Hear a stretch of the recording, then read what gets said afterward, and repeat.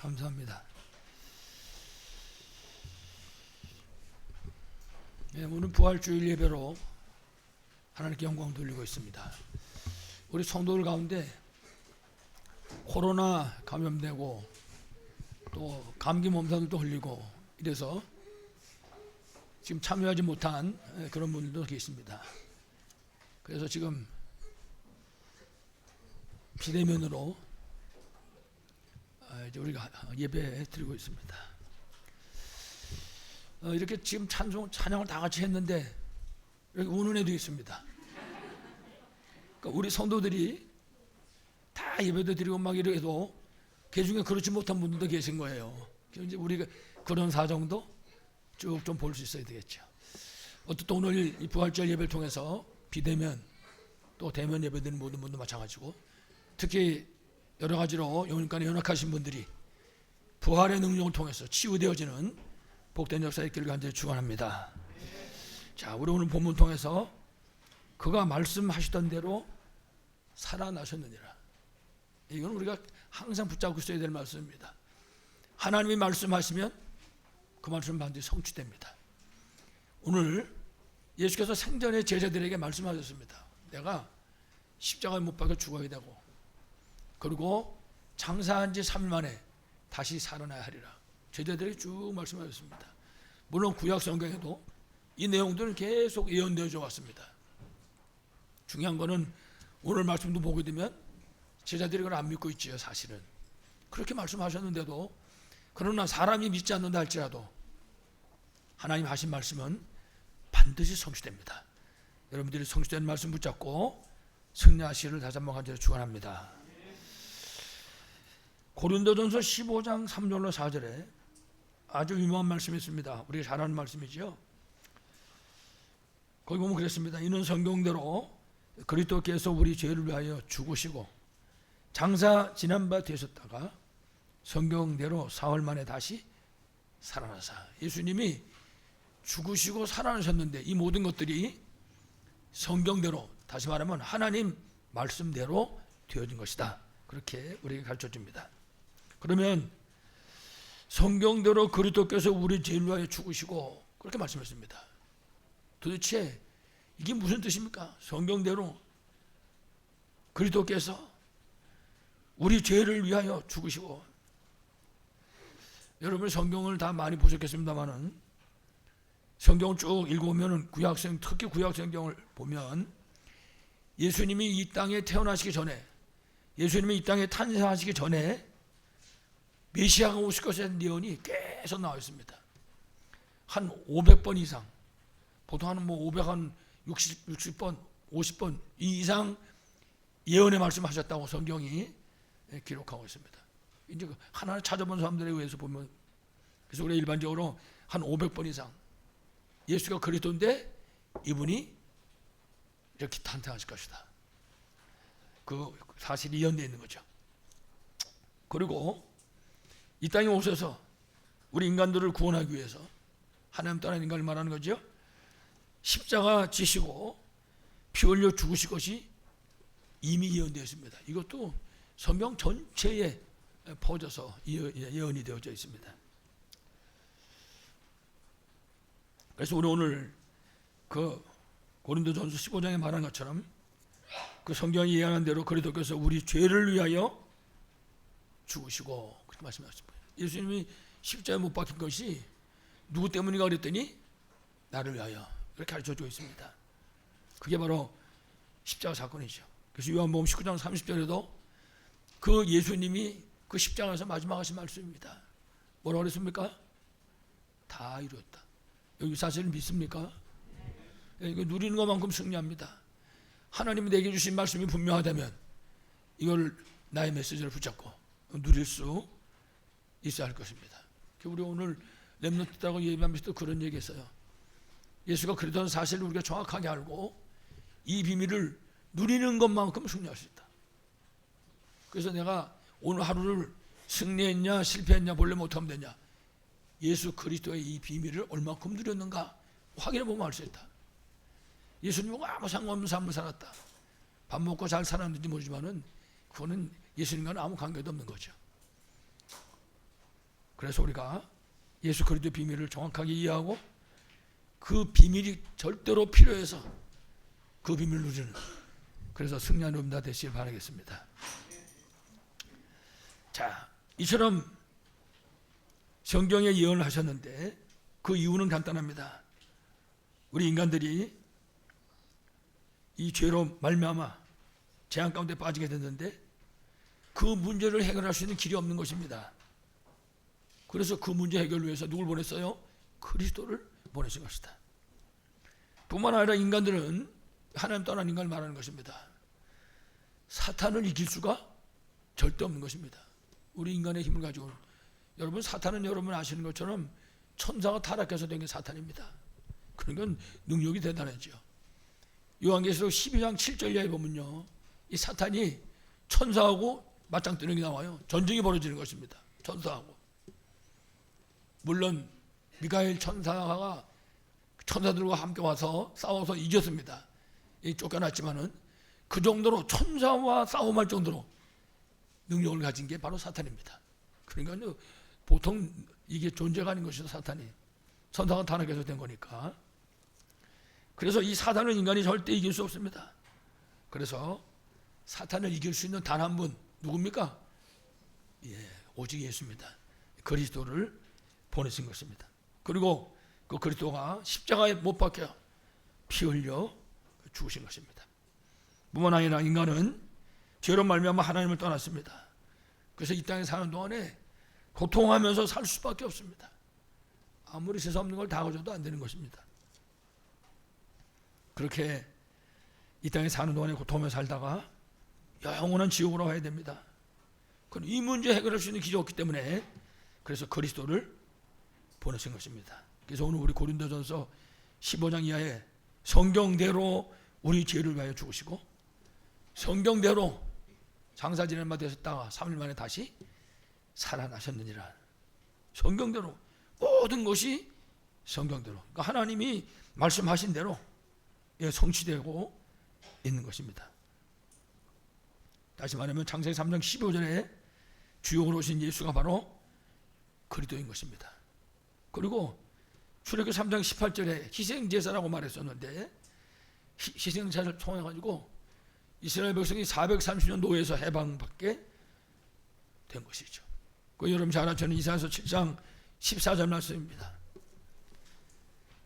보라 처녀가 잉태하여 아들을 낳을 것이요 그의 이름을 임마누엘이라. 하나님이 우리와 함께 하신다. 다시 말하면 사람에게 가장 시급하고 가장 중요하고 가장 필요한 것이 바로 하나님 만나는 것입니다. 그 하나님 만남을 성취한 것이죠. 이사야 7장 14절. 어마어마한 말씀이죠. 하나님 못 만나면 마귀 자녀잖아요. 그리고 베드로가 고백했던 마태복음 16장 16절이 성취된 것입니다. 그래서 성경대로 죽으시고 성경대로 살아나셨느니라. 아무쪼록 오늘 부활주일 예배를 하게 되려는데 십자가 부활의 능력을 실제로 누리심으로 승리하시기를 간절히 축원합니다. 자, 우리 오늘 보는 첫 번째입니다. 그러면 인간의 문제가 무엇입니까? 이렇게 고난과 고통 속에 살다가 영원한 지옥으로 갈 수밖에 없는, 마귀 노예로 마귀 자녀로 이렇게 고통하며 살다가 영원한 멸망으로 갈 수밖에 없는 인간의 문제가 도대체 무엇입니까? 그리고 우리는 그거를 근본 문제라고 얘기합니다.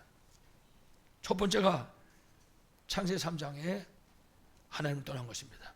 아까 이사야 7장 14절에 하나님 만나는 것이 가장 시급하고 중요한 일이다 그렇게 말씀드렸는데, 그 인간이 그 하나님 만나는 게 가장 중요한 일이고 시급한 일인데 하나님을 떠난 것입니다. 사실은 하나님을 떠났다고 말하지요, 떠난 게 아닙니다. 창세기 3장 23절 이하에 보면요, 쫓겨난 것입니다. 에덴 동산에서 하나님이 쫓아내버렸습니다, 인간을. 그리고 다시 돌아올 수 없도록 거기다가 화염검을 다 달아놓고, 요즘 말로 말하면 보초를 다 세워놓고 못 오게 그렇게 하나님이 역사하신 것이죠. 그러니까는 비참한 겁니다. 그래서 어떤 사람이 그림 그리는 거 이렇게 보면요, 아담과 하와가 쫓겨나거든요.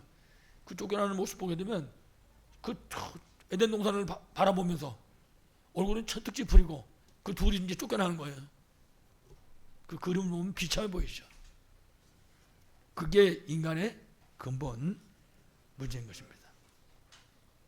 그래서 로마서 3장 23절에 그 죄를 얘기하는 거예요. 모든 사람이 죄를 범하였음에 하나님의 영광에 이르지 못하더니.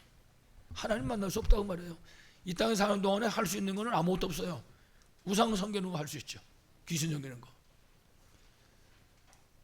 그 어떤 기록에서 봤는데 우리나라의 과거의 역대 대통령들, 이 사람들이 대통령 당선되려고 무슨 짓을 했냐. 자기네 부모들 무덤 옮기고, 어떤 사람은 무덤 옮기고 당선됐다네요. 어떤 사람은 무덤 옮기고 아주 또 쫄딱 망한 사람도 있고. 그래서 누가 용한 사람이냐, 용한 점쟁이를 찾아라 이래가지고 솔직히 대통령주 되면 안 그러는 줄 알았거든요. 그놈이나 그러면 똑같은 거야.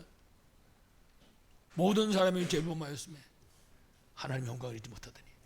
여러분, 우상 미신 그런 거 귀신 섬기면요 자손이 3세대가 저주받는 겁니다.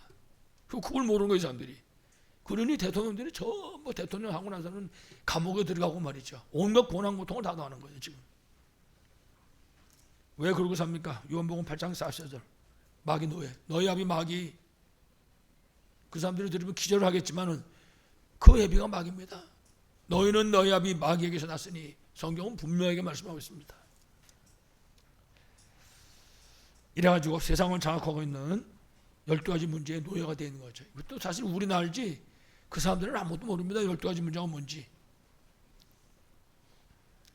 여러분 잘 아시지만은 창세기 3장 1절로 6절에 인간은 하나님 안에 있어야 되는 것입니다. 하나님 쫓겨났잖아요.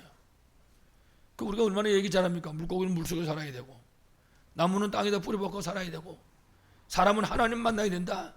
사람이 하나님을 떠났단 말이에요. 그러니까는 살 수 있는 길이 없는 것입니다. 그러니까 실패할 수밖에 없는 것이고, 결국 인간 중심의 삶을 살다가 무너질 수밖에 없는 것입니다. 그 창세기 6장은요 물질밖에 모르고 사는 인간을 보여주는 겁니다. 거기 보면 노아 시대 네피림 시대잖아요. 그 사람들이 결혼하는 것도 보면 다 지 마음에 드는 대로. 하나님하고는 아무 상관도 없는 거예요. 지 마음에 드는 대로, 자기 마음에 맞는 대로. 이게 마귀 자녀가 됐든지 이게 뭐가 됐든 상관 안 하는 거거든요. 그게 네피림 시대란 말이에요. 완전 물질과 인간 중심이죠. 그리고 창세기 11장 1절로 8절에 보면 바벨탑 중심이에요. 바벨탑 시대. 그래서 이거는 성공 중심인데 성공이 좋은 거 아니에요. 문제는 하나님하고는 아무 상관없는, 하나님 없는 인간, 그 하나님 없는 성공 중심의 삶인 것입니다. 그러니까는 만약에 내가 잘 된다 그러면요 하나님을 대적하는 것도 서슴지 않는 거예요. 그게 바벨탑 시대인 것입니다. 끔찍한 거죠. 그러니까 지금도 이 어둠의 역사는 우리 환경 속에서 역사하고 있는 것이죠. 이래가지고는 이 세상을 흑암 문화가 완전히 장악하고 있는 겁니다. 아까도 말씀드렸잖아요. 대통령들이 그렇게 막 무덤도 바꾸고 뭣도 바꾸고 말이죠. 거기다가 요즘에는 아까도 우리 렘넌트다고 얘기했지만은 대한민국에 마약이 퍼지기 시작하는 것입니다. 옛날에는 은밀하게 마약이 돌아다니는데 지금은요 내놓고 장사 안 되는 거예요. 그래가지고 학교 앞에서 우리 렘넌트들 잘 들으세요. 학교 앞에서 음료수를 나눠준다는 거. 음료수. 시음해 안 되는 거예요. 시음해. 문제는 이제 그게 마약이라. 그래 애들이 갖고 가서 집에 가서 먹는다고 안 돼. 여기서 먹고 가야 된다고. 지금 그게 저 미국이나 유럽에서 일어난 일이 아니라 우리나라에서 지금 일어나고 있는 사건입니다. 며칠 신문 보셨잖아요. 신문에 사람들 체포했죠. 몇 사람. 우리 렘넌트들은 밖에 나서 누가 뭐 주면은 죄송하지만 안 먹겠습니다. 절대 먹으면 안 돼요. 무슨지 알았어요? 이게 지금 중학생들한테 하는 일인데 좀 있으면 초등학교에 올 겁니다. 분명히. 그렇기 때문에 이거 교육도 시켜야 되지만 어떻든 중요한 거는 지금 시대가 그런 시대라고 말이에요. 이 시대가. 나한테 이익된다. 무슨 짓이라는 거야. 남이야 망하든지 말든지 나한테 이익되면 그게 이 시대의 삶의 모습인 거죠. 그래서 우리가 성경에도 보면 사도행전 13장 4절 이하의 말씀 읽어보면 여러분 알지만 그 구부로에 큰 지역을 총독이 있으니까 꽤 큰 동네죠. 그 큰 지역을 총독이 다스리시는데 이 총독의 정치 고문이 누구냐? 무당입니다. 총독의 정치 고문. 그 우리 그럴 거 아니야? 아니 세상에 그런 데가 있냐? 무슨 총독이 무당을 고문으로 두냐? 아이고 지금도 똑같습니다. 지금도 대통령, 국회의원 뭐 이런 사람들이 전부 자기 고문이 있어요. 전부 무당, 점쟁이 이런 것들이. 안타까운 거죠. 아까도 말씀드렸지만 이거 하지 말아야 되는 이유가 왜 그런가 하면 자손이 3, 4대가 저주받는 거예요. 그러면 그런 중요한 위치에 있는 사람들이 자꾸만 이런 짓을 하게 되면 나라가 어려워질 수밖에 없는 거죠. 만약에 우리 복음 전하는 사람이 없다면 대한민국 망해도 벌써 망했습니다. 이거. 근데 지금 전 세계에 복음 전하는 나라이기 때문에 복음 전하는 이제 렘넌트들이 크고 있기 때문에 하나님이 이거 진짜 지켜주시는 거지. 이거 아니면 이제 답이 없는 것입니다.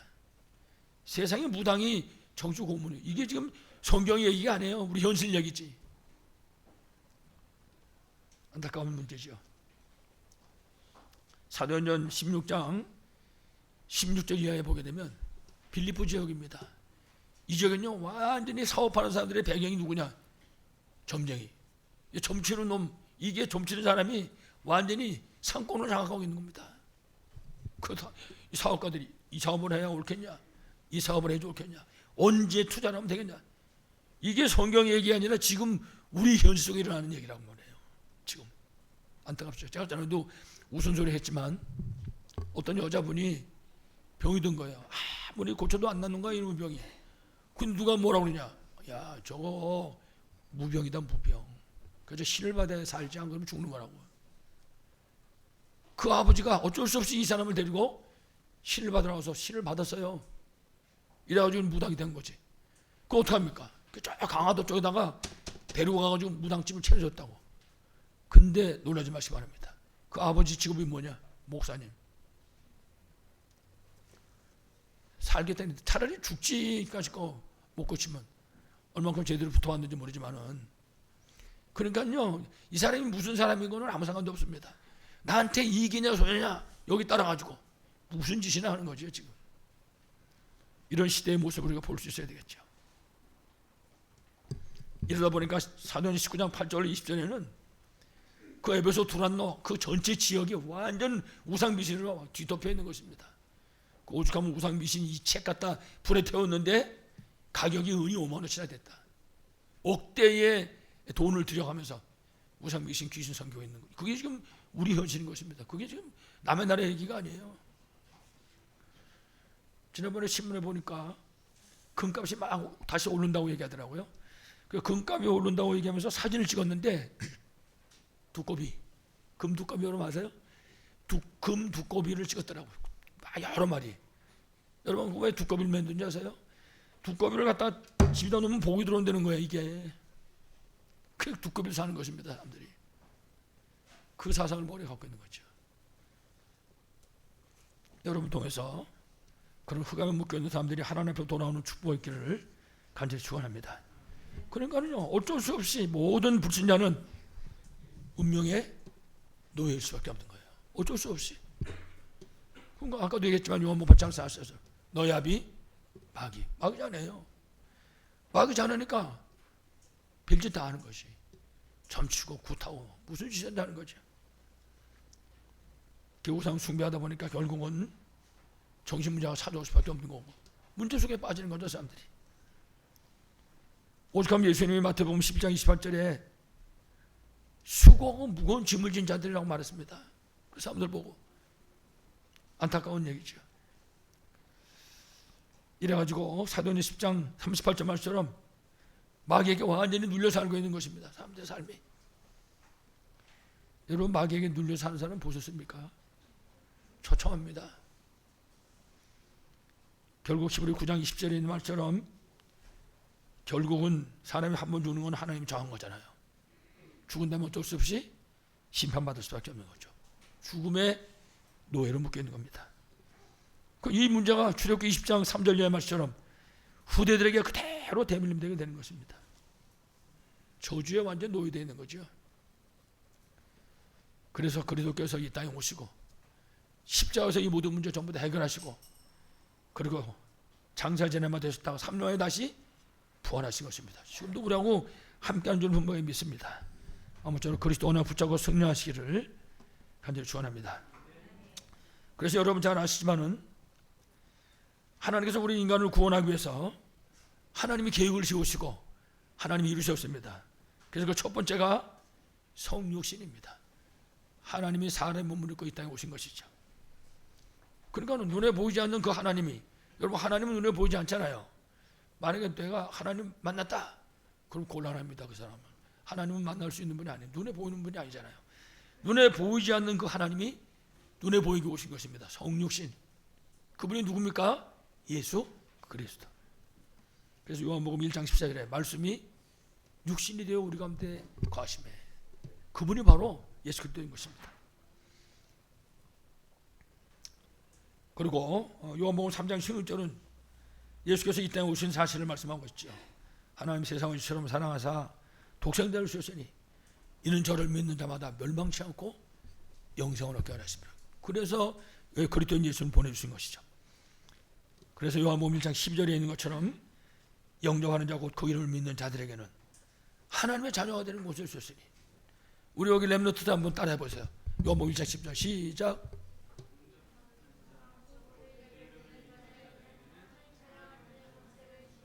그렇습니다. 얘네들이 그렇게 하고 예수님 영접하고 하나님 자녀 된 거죠. 이 아이들에게 우리 시대의 미래가 있는 줄 분명히 믿습니다. 하나님 자녀 된 거예요. 하나님 자녀의 신분이 됐다고요. 지금 애들이 다 가서 놀러 가지 여기 앉아서 찬양하겠습니까? 저 보세요. 다 적는 거. 이게 우리의 소망입니다. 이 시대 사회를 잠시 치유 서밋의 지도자들로 승리할 줄로 믿습니다. 자, 이래가지고 갈보리산 십자가에 못 박히신 것입니다. 그 십자가에서 말씀하는 거예요. 다 이뤘다. 네, 다 이루신 이 비밀을 최고로 누리시기 바랍니다.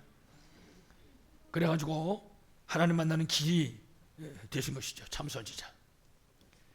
그리고 모든 죄 문제 해결하는 길이 되신 것입니다. 참제사장. 그리고 마귀가 벌려는 모든 그 일을 멸하시는 그런 길이 된 것이죠. 참왕, 참선지자, 참제사장, 참왕. 그리스도입니다. 이래가지고 십자가에서 모든 문제 해결하시고 장사한 지 3일 만에 다시 살아나신 것입니다. 어마어마한 거죠. 만약에 우리 기독교에 부활이 없다, 그러면 아무것도 아닙니다. 성경이 뭐라느냐, 만약에 우리에게 부활이 없다면 우리보다 불쌍한 자가 없으리라. 성경 그렇게 말씀합니다. 그렇습니다. 예수께서 십자가에서 모든 문제 해결하시고 장사한 지 3일 만에 부활하신 것입니다. 그 예수님의 부활, 재창조 역사인 것이죠. 그래서 마태복음 28장 6절에 보면 그가 말씀하시던 대로 살아나셨느니라. 그렇습니다. 그리스도께서 말씀하시던 대로 살아나신 것입니다. 그래서 고린도전서 아까 15장 3절로 4절에 성경대로 그리스도께서 우리 죄를 위하여 죽으시고 성경대로 3일 만에 다시 살아나사. 그렇습니다. 그래서 부활은 십자가에서 모든 문제 해결하신 그 예수, 그 예수가 바로 그리스도라고 하는 증거인 것입니다. 여러분, 그리스도는 다 끝났다고 말이잖아요. 참제사장, 참선지자, 참왕. 뿐만 아니라 예수 그리스도는 하나님이라고 하는 증거인 것입니다. 이래가지고 모든 잠자는 자들의 첫 번째 열매로 부활하신 것입니다. 그래서 우리 성도들이 이 부활의 비밀을 정확하게 이해하시고 누리심으로 승리하시길 간절히 축원합니다. 그래서 마지막 세 번째, 예수 그리스도의 부활 신앙을 회복할 수 있어야 할 것입니다. 아까도 얘기했지만 부활은 재창조의 역사인 것입니다. 요한복음 19장 30절에 예수님이 말씀하셨지요. 다 이뤘다. 그래서 앞에 말씀드린 것처럼 하나님 떠난 인간이 하나님 만나도록 길을 여신 것입니다. 그리고 죄로 저주에 빠진 그 인간이 죄의 문제를 해결받도록 문을 열어주신 것이죠. 그리고 인간을 멸망시키는 마귀의 일을 해결하신 것입니다. 예수 그리스도 이름 앞에 천하 만물이 복종하는 것이죠. 그래서 우리가 다 이루신 그리스도 안에 있을 때 새로운 피조물이 되는 것입니다. 고린도후서 5장 10절 말씀. 그리스도 안에 있으면 새로운 피조물이라. 이전 것은 지나갔으니 보라 새 것이 되었다. 그렇습니다. 그래서 우리가 그리스도 안에 있으면 승리하는 것입니다. 누구든지. 그래서 내게 주신 이 말씀을 붙잡는 것이 바로 그리스도 안에 있는 것입니다. 그러니까 우리가 그리스도 안에 삶을 살려면 뭘 붙잡으라고요? 말씀을 붙잡으라.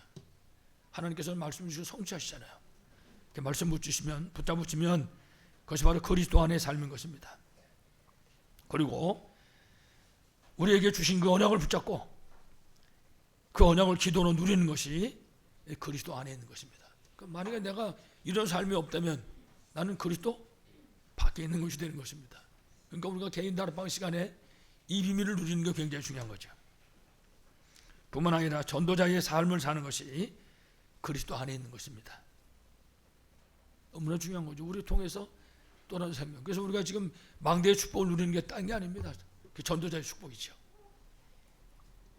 우리가 전도자의 삶을 사는 것이 그리스도 안에 있는 것입니다. 그래서 우리가 선교사, 우리 현장이 선교지, 우리의 모든 만남이 전도 대상자, 이 사실을 정확하게 이해하는 것은 너무나 중요한 것입니다. 여러분이 선교사고 여러분의 현장이 선교지고 여러분의 모든 만남이 전도 대상자인 줄로 분명하게 믿습니다. 그래서 예수 그리스도께서 부활하심으로 이 흑암 세상에, 이 저주받은 세상에 빛이 비춰지게 된 것입니다. 이게 무슨 빛입니까? 우리 통해서 예수 그리스도 안에 있는 창조의 빛이 비춰지게 된 것입니다. 이 빛은 생명을 살리는 빛인 거죠. 이 빛이 가는 그 현장에 치유의 역사가 일어나게 되는 것입니다. 그리고 흑암 세력이 완전히 무너지는 그런 빛이 비춰지게 된 것입니다. 그리고 아까 잠깐 말씀드렸지만 요한복음 1장 12절에 이 창조의 빛과 생명의 빛, 치유의 빛이 되시는 예수 그리스도를 우리가 정말 믿음으로 영접할 때 누구든지 구원받고 하나님 자의 신분고세를 회복하게 되는 것입니다. 그러니까요, 예수 그리스도의 십자가 부활은 어마어마한 거죠. 이렇게 되면 예수 그리스도의 그 빛을 비추는 망대로 우리가 세워지게 되는 것입니다. 우리 전 현장에, 제가 식구하고 잠깐 이런 얘기 저런 얘기 하다가 우리 교회 안에 직분자 중직자를 세우고 우리 전 성도 한 명도 빠짐없이 그 지역의 사령관으로 임명을 해야 된다. 그 지역 살릴 수 있도록 한 명도 빠짐없이 그 전체가 모이면 우리 지역에서 일어난 역사를 말할 수 있는 것이죠. 그래서 내가 하고 갈 일은 그밖에 없다.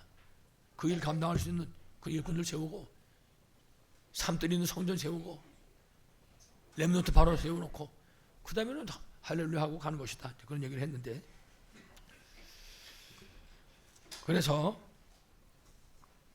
우리가 이와 같이 예수 그리스도의 빛을 비추는 망대로 세워지게 되고, 그리고 결국은 부활하신 그리스도께서 우리가 망대 사명을 감당할 수 있도록 우리하고 함께 하시는 것입니다. 그래서 우리에게 부활의 메시지를 주셨죠. 마태복음 28장 18절 20절에 보면은 분명히 말씀했습니다. 모든 민족을 제자로 삼아라. 그러면 내가 세상 끝날까지 항상 함께 있겠다. 그게 부활의 메시지입니다. 마태복음 16장 15절 20절에는 만민에게 가서 복음으로 치유하라고 말씀했습니다. 우리 보고, 사실은 나보고 하신 말씀이죠. 이때 복음 증거되는 그 현장에서 함께 하겠다고 말씀하셨습니다. 우리가 복음 증거하는 현장에서 주께서 함께 하신다. 그래가지고 말씀을 확실하게 증명하시겠다. 그렇게 말씀하셨죠. 그리고 사도행전 1장 8절 보니까 땅끝까지 가서 빛 대신 그리스도의 증인이 되리라. 그렇게 약속하셨습니다. 이 빛의 사명을 감당하는 망대의 사명을 감당할 때 땅끝까지 증인으로 승리하도록 주께서 역사하셨다고 말씀하신 것입니다. 아무쪼록 빛의 사명을 감당하는 그런 망대의 응답을 실제로 누리시기를 바라겠습니다. 마지막 결론입니다. 그래서 우리가 이 흑암의 현장을 살려야 될 망대의 사명을 감당하기 위해서 일단은 응답부터 받아야 됩니다.